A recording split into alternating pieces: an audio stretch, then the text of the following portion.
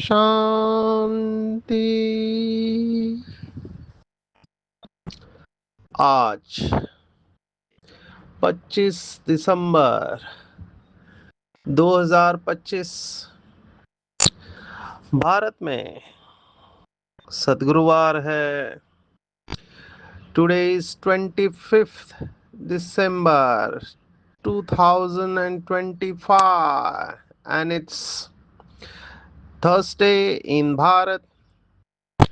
आज की मुरली का जादुई रहस्य स्वयं को प्रेरणा देने के लिए Magical secrets of today's Murli for motivating the self। आज विशेष दिन है 25-25। वैसे 25 तारीख हर महीने आती है।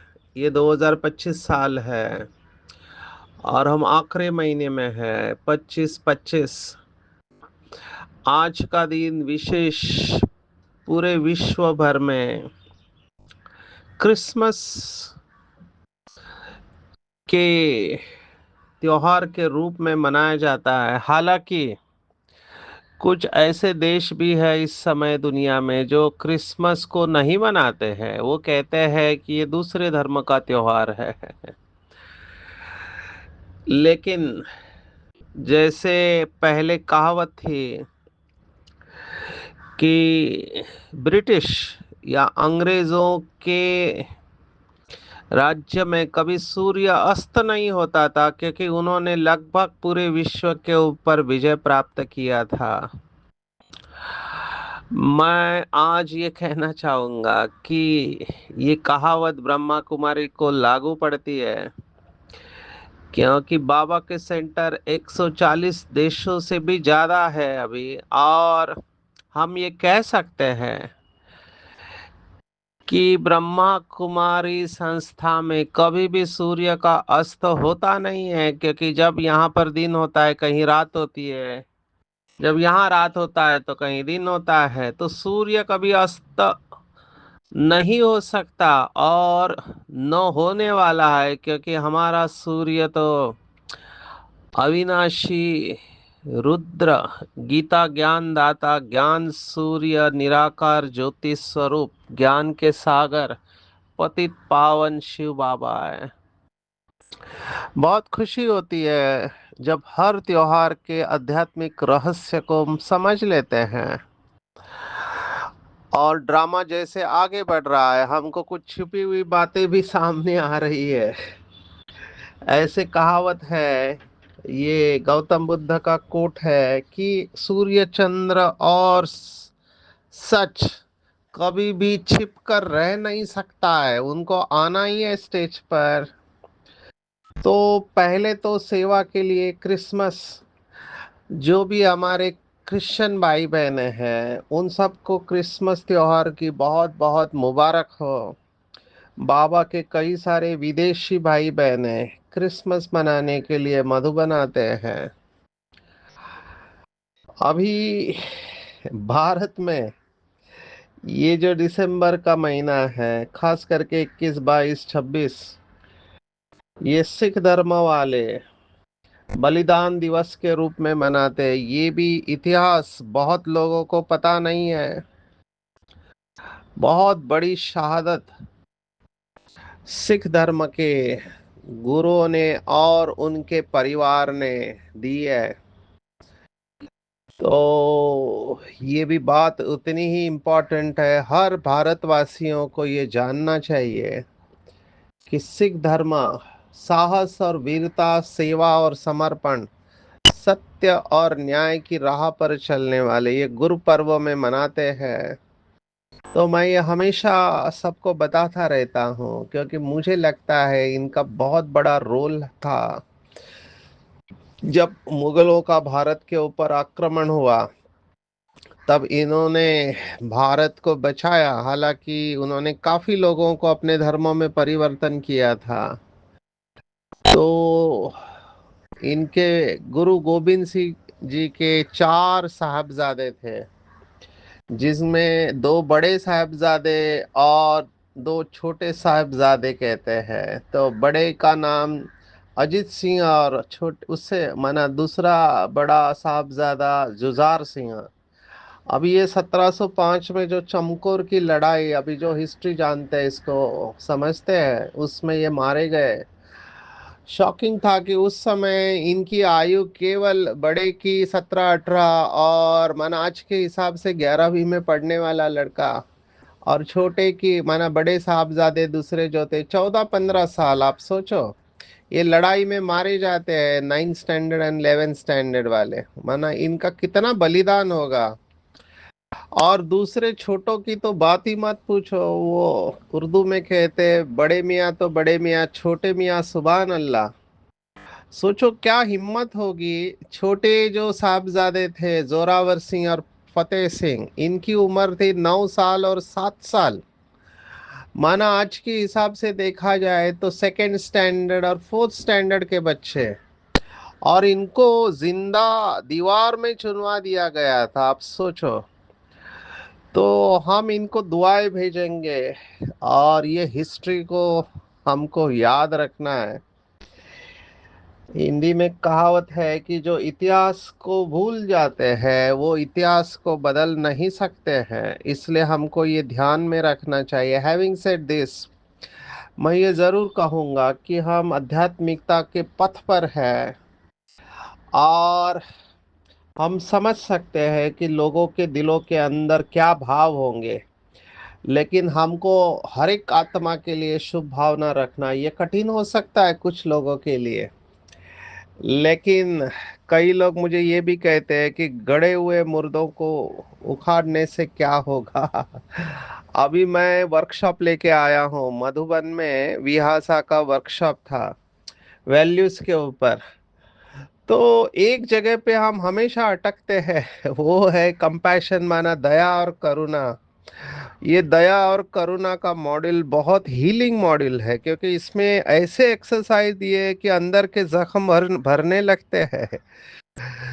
लेकिन इसमें एक एक्टिविटी जो है जिसमें समय हमको कम पड़ता है, फीडबैक भी मिला कि उसको ज़्यादा समय देना चाहिए, वो है गलती और क्षमा। तो लोग पूछते हैं कि क्या हर एक गलती की क्षमा की जानी चाहिए, या क्षमा करना भी चाहिए या नहीं। ऐसे ऐसे प्रश्न पूछते हैं। तो इसका जवाब देना कठिन होता है कई बार। जैसे अभी मुझे किसी आत्मा ने डिबेट भेजा था, डज गॉड एग्जिस्ट। और ये डिबेट एक बहुत रिसर्च स्कॉलर मौलवी थे, और माना ये थिस्ट, भगवान को या ऊपर वाले को मानने वाले, और दूसरे जावेद अख्तर जो नास्तिक है, जो नहीं मानते हैं। तो दोनों का डिबेट बहुत अच्छा चला। मुझे रहम आ रहा था, दोनों के ऊपर रहम आ रहा था, दिल से बताओ तो। क्या कि ये सब ड्रामा प्लान अनुसार हो रहा है। अभी उसमें एक पॉइंट रेस किया था जो मुझे भी कई बार वर्कशॉप में पूछा गया कि ये जो युद्ध के स्थल है पूरे विश्व में चल रहा है, जैसे गाजा, गाजा और अफगानिस्तान को आप देखो, कितने सालों से ये लोग कितने युद्ध को झेल रहे हैं। तो उसमें प्रश्न पूछा था कि बच्चों को मार दिया जा रहा है। देखो, युद्ध में इनोसेंट लोग होते हैं, किसी भी धर्म के हो, फिर वो क्रिश्चियन हो या फिर इस्लाम के हो, किसी भी मजहब के हो, अगर उनको मारा जाता है तो उनका क्या दोष है, और क्या इन मारने वालों को सजा देनी चाहिए या नहीं, या उनको भी माफ कर सकते हैं।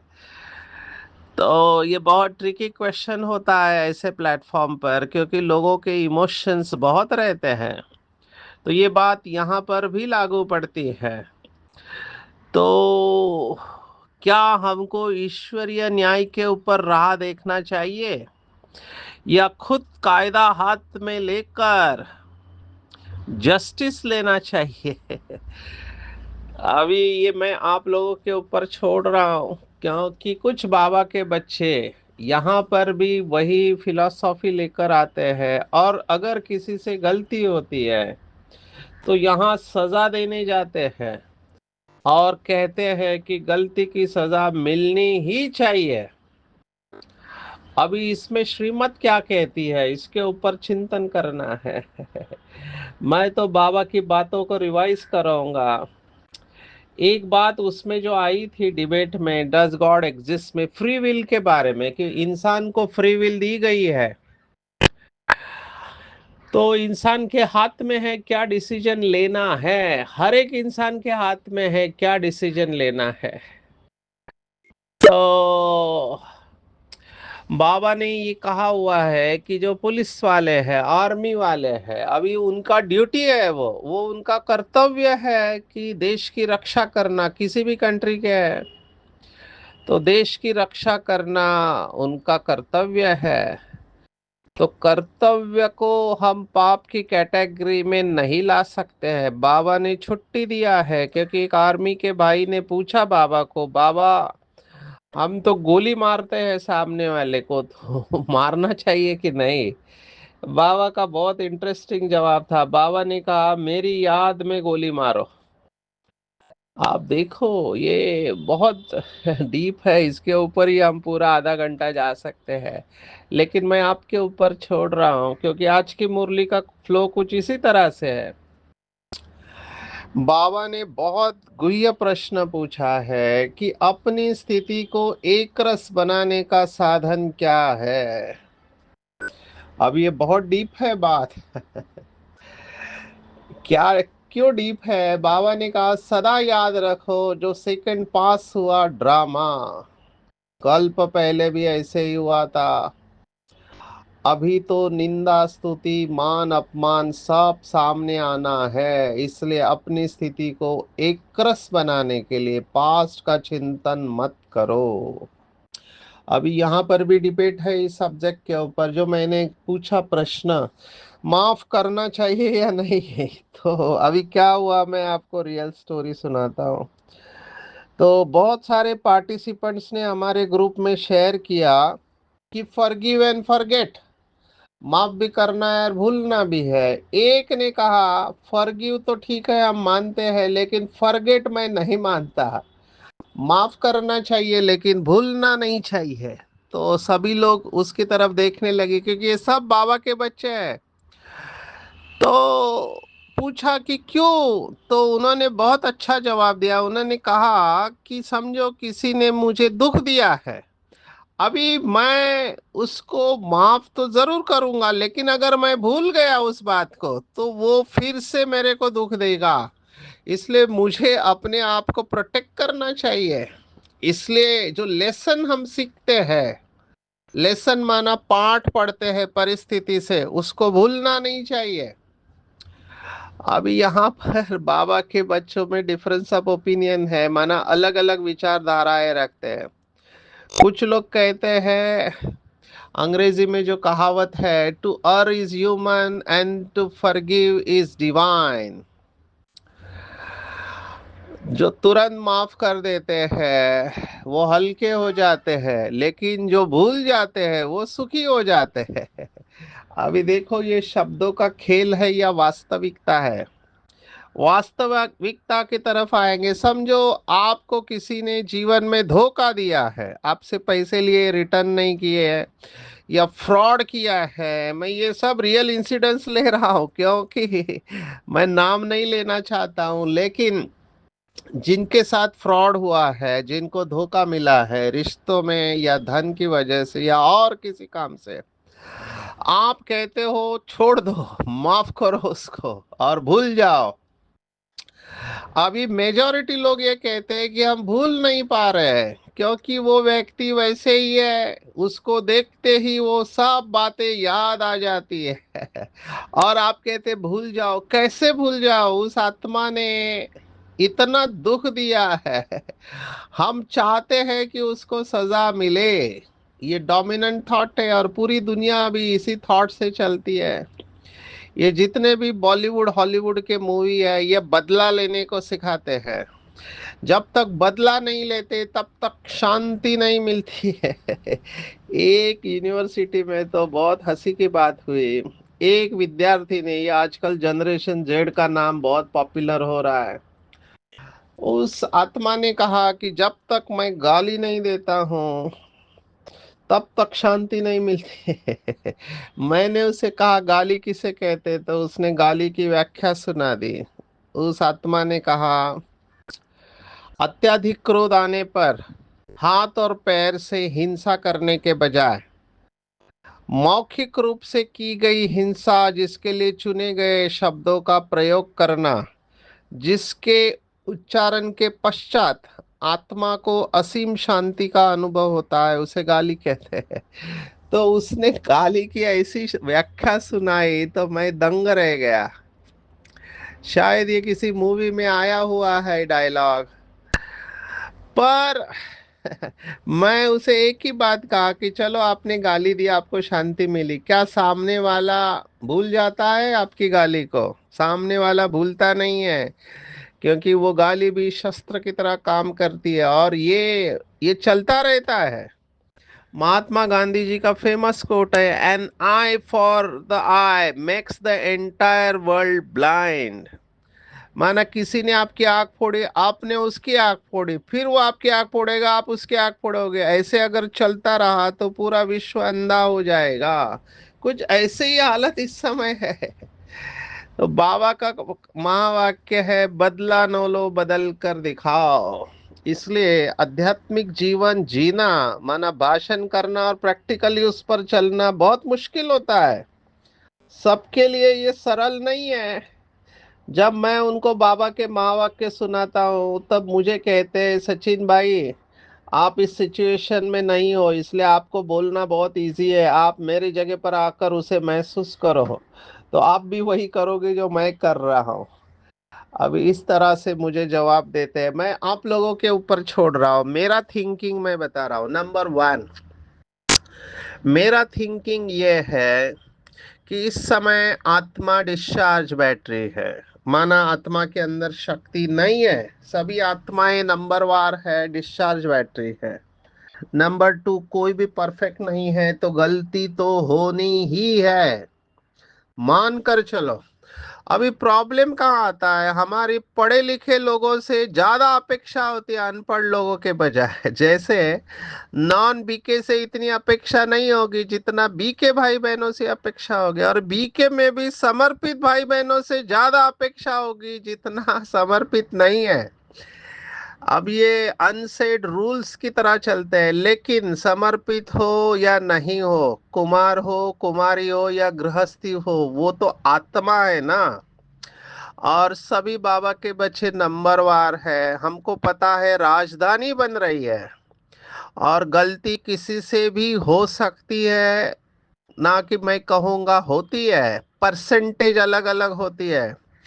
अभी मुझे अपने आप से पूछना चाहिए कि जो भी गलती हुई है उसको कितना समय तक अपने बुद्धि में रखना। हम इसी इसी तरह से ये फॉरगिवनेस के ऊपर आते हैं। ये कमेंट्री दी गई है विहासा में, अभी हम इसको हिंदी में ट्रांसलेट कर रहे हैं ताकि हमारे भाई बहनें जिन्हें अंग्रेजी नहीं आती है उनके लिए भी हम विहासा का वर्कशॉप ले सके, क्योंकि ये बहुत पावरफुल है। तो हम उनको एक ही प्रश्न पूछते हैं कि आपने इतने साल हुआ बातों को पकड़ के रखा है अपने बुद्धि में, ठीक है, समझो किसी के आपस में अनबन हुआ, जो भी कारण बना है, मुझे बहुत सारी स्टोरी सुनने को मिलती है। हर सेंटर पर कुछ ना कुछ होते रहता है। अभी कई लोग ये बातें बाहर लाने नहीं देते क्योंकि वायुमंडल खराब हो जाता है। घर में भी ये बातें होती रहती है। तो घर हो, लौकिक हो अलौकिक हो, अभी ये बात हो गई, उसके बाद में कितना दिन तक उस बात को अंदर रखना, उसके ऊपर चिंतन करना, और उसके वजह से अपना मूड खराब करना, अवस्था खराब करना, और दूसरों को बताते रहना, ये हर एक को डिसीजन लेना है। बाबा की आज की मुरली यही कह रही है।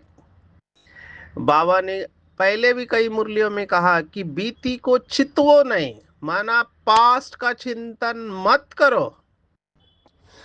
अभी ये मुझे बहुत समझदार पूर्ण वाक्य लग रहा है। क्यों? क्योंकि जो योगी होता है, ज्ञानी और योगी समझदार होते हैं। उन्हें पता है कि उनके विचार, उनकी भावना, उनके बोल, उनका समय बहुत वैल्यूएबल है। तो उनको पता है कि मेरी वैल्यूएबल एनर्जी को मैं उन बातों के ऊपर वेस्ट बिल्कुल नहीं करूंगा जिसका निष्कर्ष कुछ नहीं निकलने वाला है।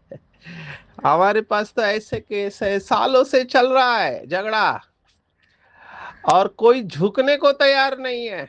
कोई भी झुकने को तैयार नहीं है। लौकिक वाले ये करते, मैं समझ सकता हूँ। बाबा के बच्चे कोई भी झुकने को तैयार नहीं, क्योंकि दोनों का पक्ष अपनी तरफ से सिद्ध करता रहता है कि कैसे वो बराबर है और दूसरा गलत है।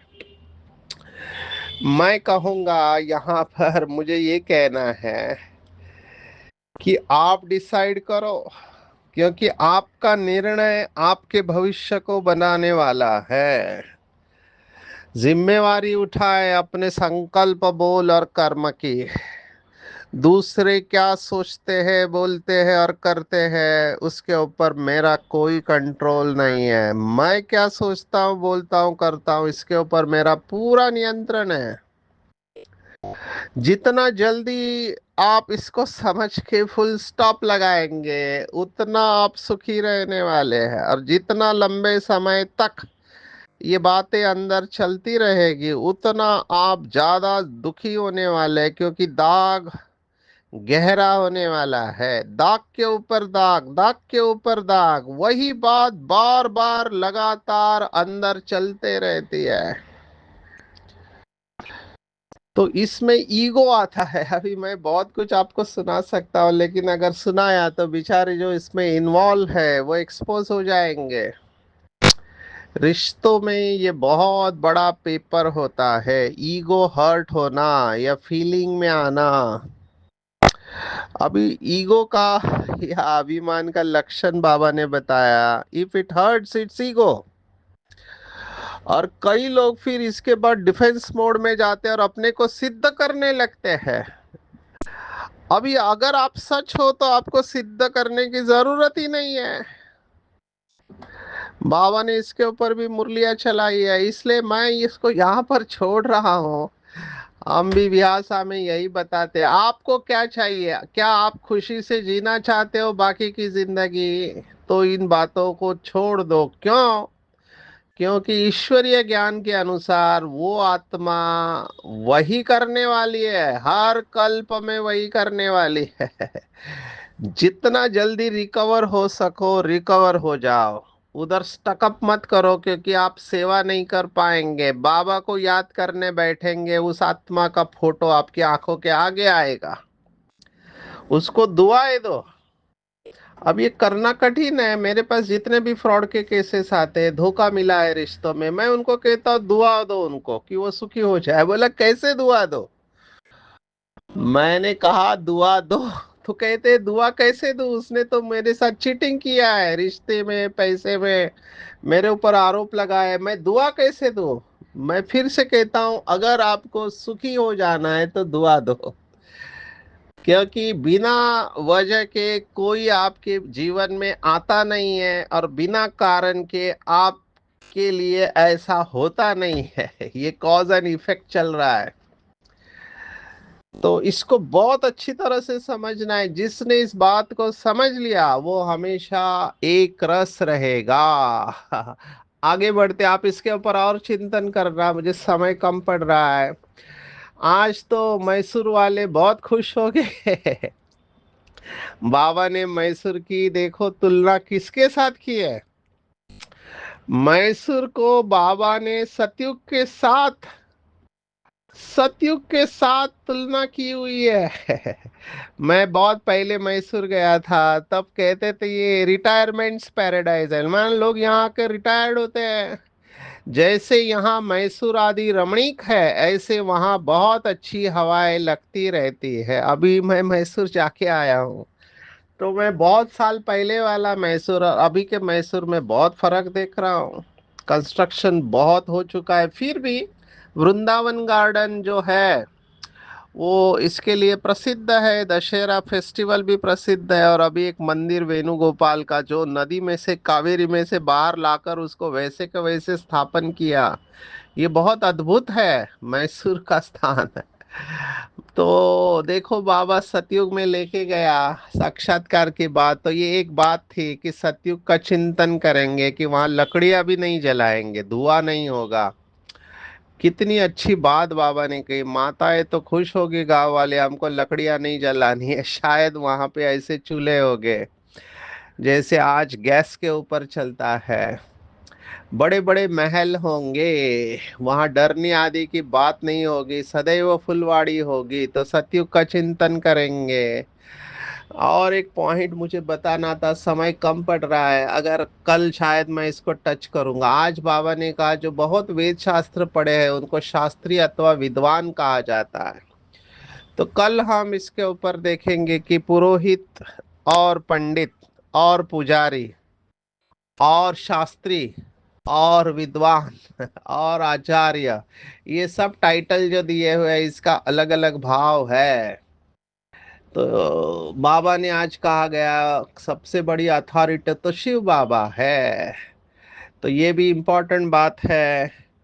तीसरी बात जो मुझे आज अच्छी लगी आज के मुरली में, बाबा ने देखो, बाबा से ये सीखना चाहिए। सिकिलदा शब्द का अर्थ बताया। सिकिलदा माना जो बहुत सालों के बाद बिछड़ा हुआ मिलता है, तो उसे सिकिलदा कहते हैं। तो हम 5,000 साल के बाद बाबा से मिले हैं। बाबा ने मधुबन को भी कहा, वृंदावन में मधुबन दिखाते हैं, लेकिन प्रैक्टिकल मधुबन तो वो है जहाँ पर शिव बाबा आते हैं और मुरली चलाते हैं। मधुबन में मुरली बाजे ऐसे गायन है। आते हैं आज के वरदान के ऊपर। बहुत गहरी बात है, बहुत गहरी बात है। देखो बाबा के बच्चे लाइटली कह लेते हैं कि मैं बाबा का दिल तख्त नशीन आत्मा हूँ। अभी उर्दू में कहते हैं कि दिल को बहलाने के लिए गालिब ये ख्याल बहुत अच्छा है। माना मियाँ मिट्ठू बनना तो बहुत सहज है, लेकिन रियलिटी या वास्तविकता हम देखेंगे। बाबा ने कहा जिनके संकल्प में भी अपवित्रता है या अमर्यादा आ जाती है, वो तख्त नशीन के बजाय गिरती कला में नीचे आ जाते हैं। तो दिल तख्त पर वही आत्मा बैठेगी जो सदा प्योर है, कभी प्योर कभी इम्प्योर नहीं। अभी इम्प्योरिटी भी बाबा ने कहा संकल्प में भी नहीं होनी चाहिए। तो जब संकल्प में भी इम्प्योरिटी नहीं है, किसी को देख के अगर मेरे संकल्प में भी व्यर्थ और निगेटिव नहीं आ रहा है, तभी समझना चाहिए कि मैं पवित्र, और तभी बाबा के दिल तख्त पर बैठ सकते हैं। नहीं तो हमको पुरुषार्थ करना है। शुद्ध संकल्प के व्रत द्वारा अपनी वृत्ति का परिवर्तन करना है। वृत्ति बदला तो सृष्टि बदल जाएगी। तो जो सदा काल के लिए शुद्ध संकल्प व दृढ़ संकल्प का व्रत लेते हैं, वही सदा काल के लिए बाप दादा के दिल तख्त पर बैठ सकते हैं। उनके पास सदा सर्व शक्तियां हैं और वो सदा निर्विघ्न सफलता प्राप्त करते हैं। मुझे ये दोनों शब्द कंबाइन किया अच्छा लगा। सफलता विघ्न के साथ भी मिलती है और निर्विघ्न भी मिलते हैं। अंग्रेजी का शब्द है केक वॉक। केक के ऊपर चलना कितना इजी होता है, वैसे केक वॉक होना चाहिए, निर्विघ्न सफलता। कर्मातीत की पॉइंट है अंतिम समय में वाहन होगा अंतवाहक शरीर, सेकंड में साथ में उड़ेंगे। अभी की अव्यक्त मुरली रिसेंट, सेकंड में साथ में उड़ेंगे। इसलिए सर्व हदों से पार बेहद में रहना है। और जो हदों के ऊपर विजय प्राप्त करते हैं वही विजय रत्न बनते हैं। तो विशेष आज एक और पॉइंट लगी, कल मैं इसको टच करूंगा कि किसी देहदारी की हमको स्तुति नहीं करनी है। मुझे प्रश्न पूछते हैं, देहदारी की वो फिर निमित्त आत्मा हो जो भी है उसकी इतनी महिमा करते हैं कि बाबा से भी ज्यादा उसकी महिमा हो जाती है। बाबा के कमरे में ही उनका फोटो रहता है, तो उनको देखे या बाबा को देखे। बाबा ने आज इसका जवाब दिया है। जो लोग ये प्रश्न पूछते हैं, किसी भी देहदारी की स्तुति नहीं करनी है। बुद्धि में रहे हमको शिव बाबा पढ़ाते उस एक की महिमा करनी है। विशेष आज कई लोग क्रिसमस की अगर सेवा करना चाहते हैं तो क्रिसमस का आध्यात्मिक रहस्य का वीडियो यूट्यूब पे अवेलेबल है, आप उसे देख सकते हैं। डॉक्टर सचिन परब, अगर किसी को नहीं मिला तो आप मुझे पूछ सकते हैं, हम आपको भेज देंगे। आज के पूरी मुरली में टेक होम है, मुझे बहुत प्रैक्टिकल पॉइंट लगे। जो हो गया फुल स्टॉप, समान अवस्था रखनी है। निंदा स्तुति जय पराजय में, मान अपमान में, बीती का चिंतन नहीं करना है। बीती को चितवो नहीं, बाबा कहते हैं। पुरानी बातों को याद करके दुखी नहीं होना है। क्षीरखंड होकर चलना है आपस में। देहदारी की किसी की भी स्तुति नहीं करनी है। बुद्धि में रहे हमको शिव बाबा पढ़ाते हैं। शुद्ध संकल्प के व्रत माना दृढ़ता द्वारा वृत्ति का परिवर्तन करके स्वयं को दिल तख्त नशीन बनाना है। संकल्प में भी अपवित्रता टच नहीं करे। सर्व शक्तियों के आधार से निर्विघ्न सफलता प्राप्त करनी है और हदों से पार बेहद स्वरूप में स्थित होकर विजयी रत्न बनना है। अच्छा, ओम शांति।